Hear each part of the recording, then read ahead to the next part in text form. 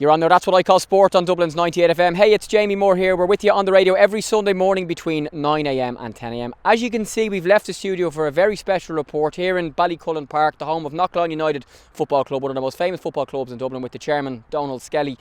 Pitch behind me, pitch just behind the camera, two fantastic pitches, a clubhouse which you'll see later on. But they may not be here for much longer if South Dublin County Council get their way and build some houses on this land. Donald, tell me more. Thanks, Jamie.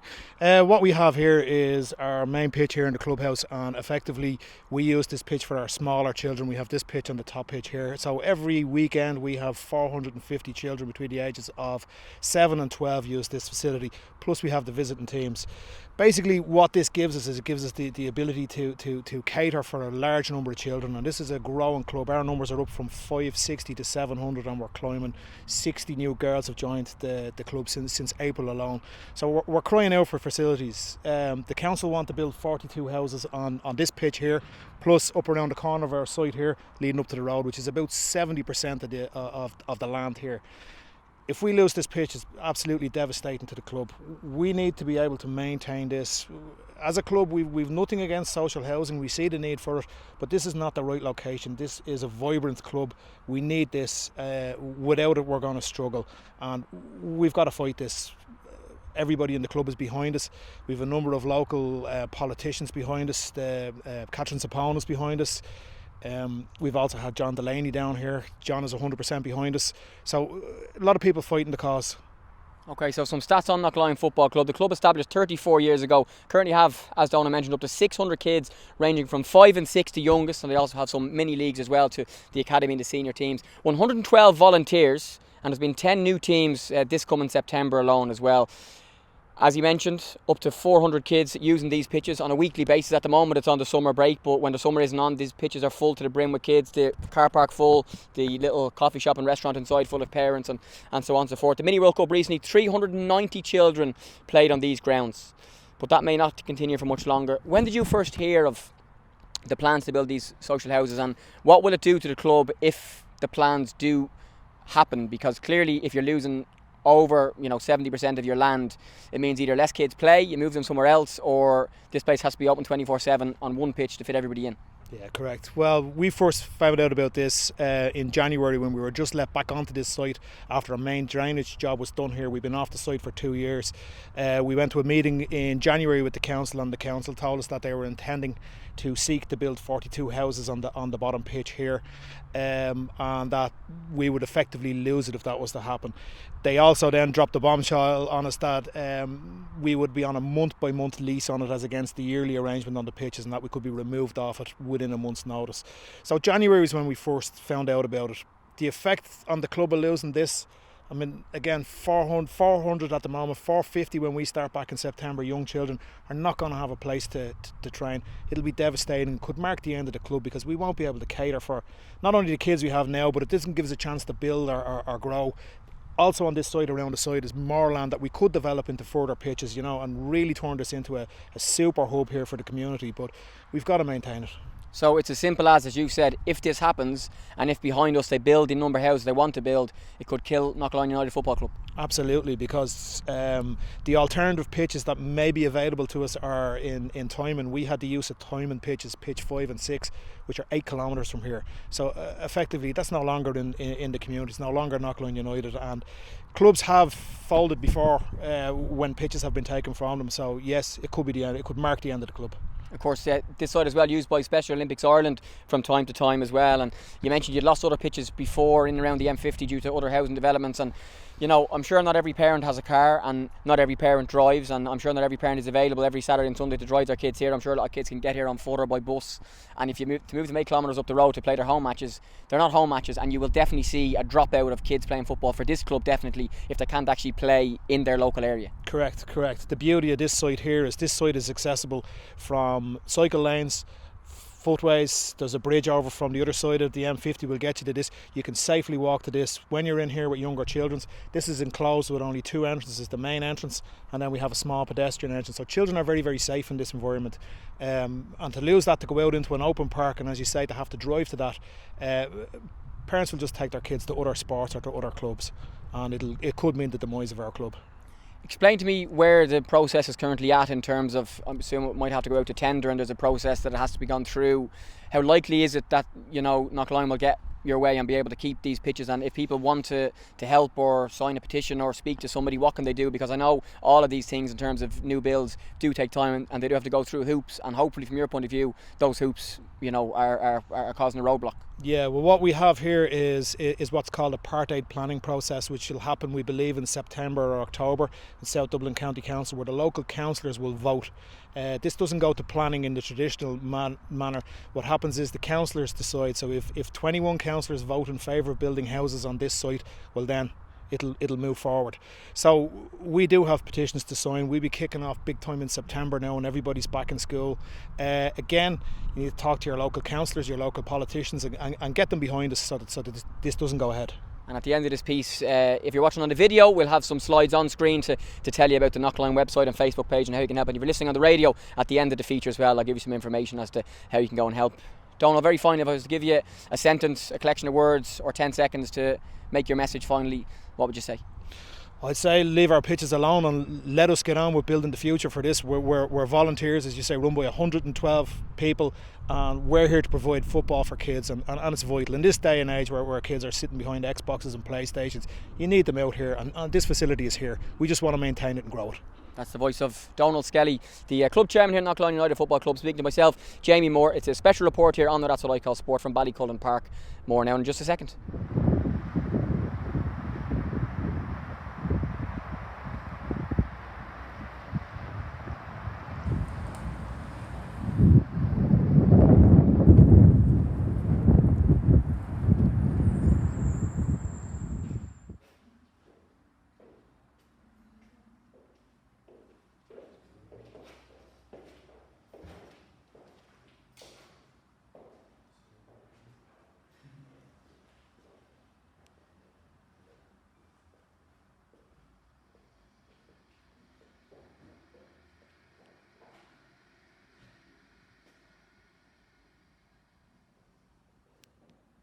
So we moved from outside in the wind to inside here to the fantastic clubhouse, some very famous football jerseys behind me. I've just learned on a plaque just behind the camera that in May 2014, Knocklyon United Football Club hosted the biggest ever football training session. It's in the Guinness Book of Records for 686 players.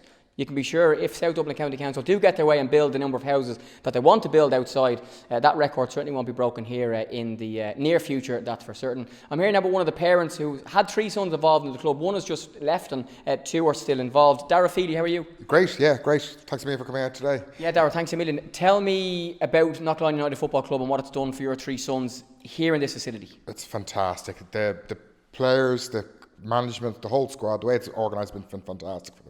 The boys are the way they are because of the club. It's been fantastic. I spend my Saturday morning watching one of the lads. Sunday morning is the other 2 lads, switching between the games. The managers and the way they run the club is just superb, and it'd be a terrible, terrible loss if we lose this pitch. Really would. How important is this place to the club? It's the heartbeat of the club. It's where everything happens. It should be the hub of every single thing that happens. It's absolutely superb. And if we lose this, I think the club is in danger. That's how strongly I'd feel about it. My 3 boys all have grown up here. They all live for Saturdays and Sundays. They all live for their training.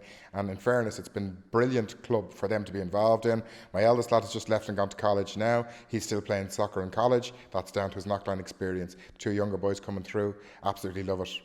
Really, really love it. The summers are too long for them. They want to be back playing football again. Yeah, because I wanted to ask you, at the moment we're here on a Friday afternoon, it's quiet, there's nobody else here because the DDSL and the leagues in general are on a summer break. But explain to me on a Saturday or a Sunday when the season is on, just paint a picture what this place is actually like. The place is buzzing. You can't park your car hardly because there's so many children here, so many parents here. They've moved the small sided teams up here now, and there's just hundreds of kids here. Hundreds of kids, smiling, laughing, joking. It's absolutely superb. My kids are at the older age now, but the younger ages are starting to fill those spots.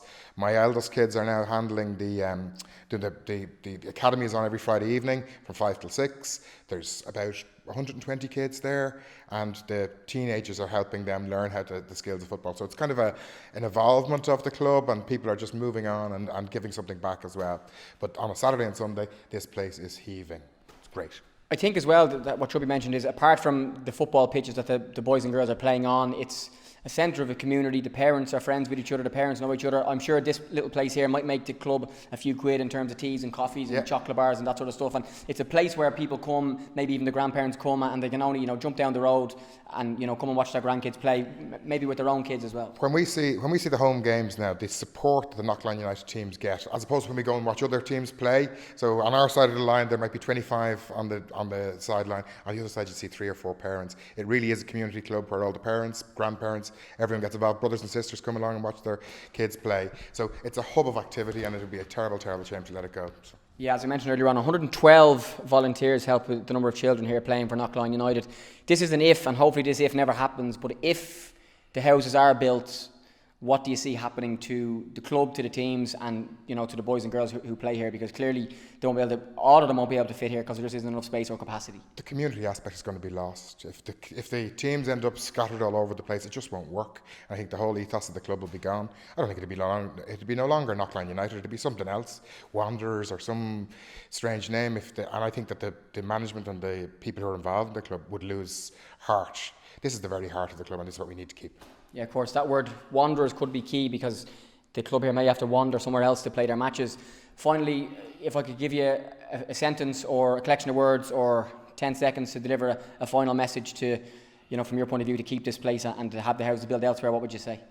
It's not about the houses for us, it really isn't. This is about letting our kids play and letting our kids have a focus. There's been a huge amount of new houses built in this estate so far. There's going to be more and more children coming through. The club has grown, it's given something back. I'm really, really keen to get my kids off the PlayStation, off the internet, off those things and do an exercise. That's what the Minister for Sport wants. That's what we all want, getting our kids active. Houses have to be built. There's lots of houses been built in Knocklyon, but please, just not in that space. Darragh Feely, thanks a million. Thank you very much. Cheers. Thank you.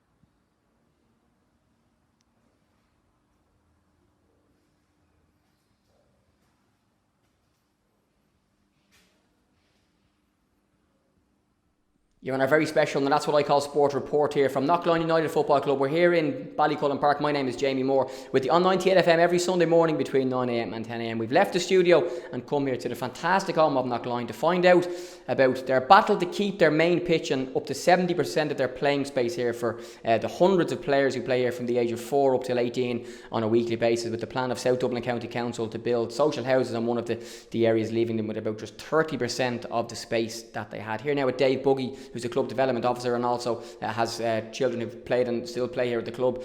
Dave, as a football coach, tell me about here on a weekend or a weeknight and the use of the space, because with the hundreds of kids you guys have, you do need to use as much space as you can to fit them all in for training, games, World Cups, so on and so forth. Yes. In Knocklyon at the moment we have over 700 kids in the club. In this facility alone we have 486 kids who are play here every week. There's training 5 nights a week, so we have all our FAI coaches, our own coaches here. At the weekend, we will have all our home teams from under 8s all the way up to under 12s. Yeah, so from under 8 to under 12 you go, and then you go from 12 through to the rest of the schoolboy teams as well. And it gives the players at the youngest age, even at the academy or little kickers, which I know was on a Friday night, the chance to be around the other teams, and then when they become that age themselves, the younger ones are around them, the parents, the grandparents, the coaches, everything. It just becomes a football home, and it is a football home, and you guys want to continue that, obviously.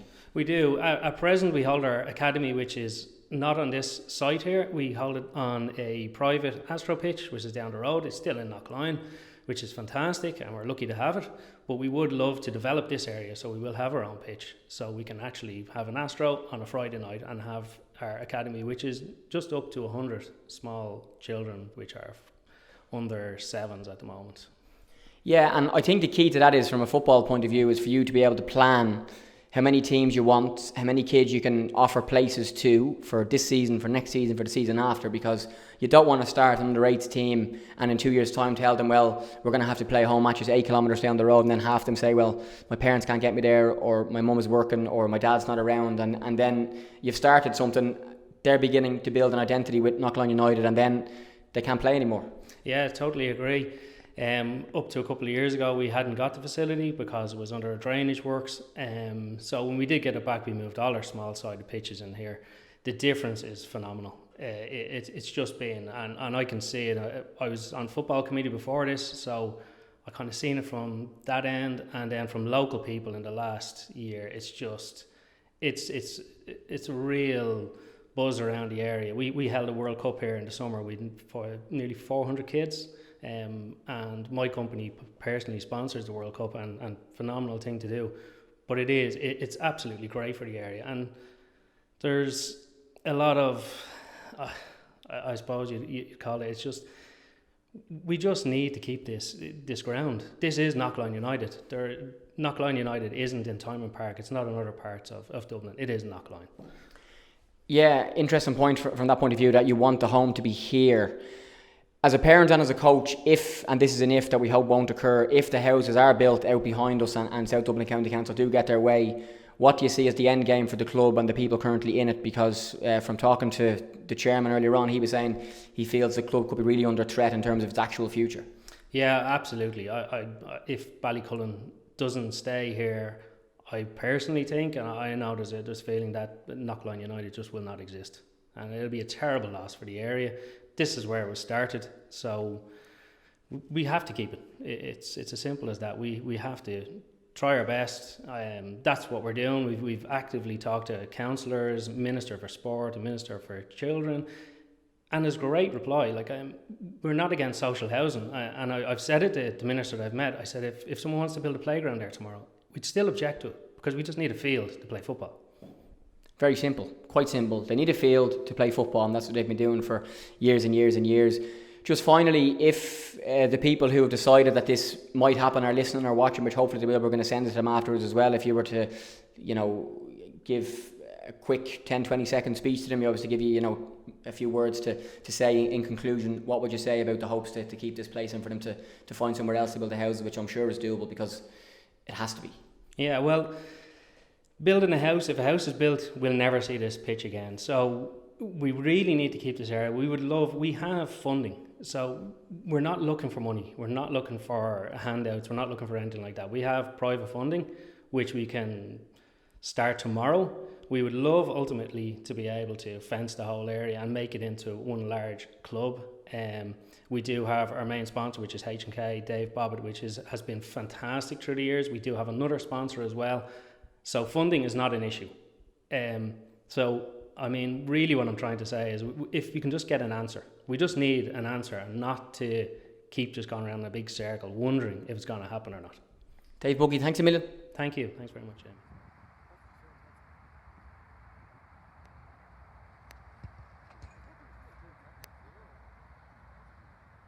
So that's it from a very special report here. Now that's what I call sport, live from Knocklyon United Football Club, their current home here in Ballycullen Park. 112 volunteers, over 600 kids, and almost 500 of those children play football here each and every week. If South Dublin County Council get their way and build 42 social houses on the plot just to my right, Knocklyon here will lose up to 70% of their pitch space, meaning that they simply will not be able to cater for the amount of children they need who simply want to play football every week. For more information, just type into Google Knocklyon United Football Club. You'll find their online petition which you can sign, which will be presented to South Dublin County Council. There's also support for them on both Facebook and Twitter as well. And if you're listening, South Dublin County Council, maybe find somewhere else for your houses and let the kids here play their football in their home at Ballycullen Park. For 98 FM here at Ballycullen Park, I'm Jamie Moore.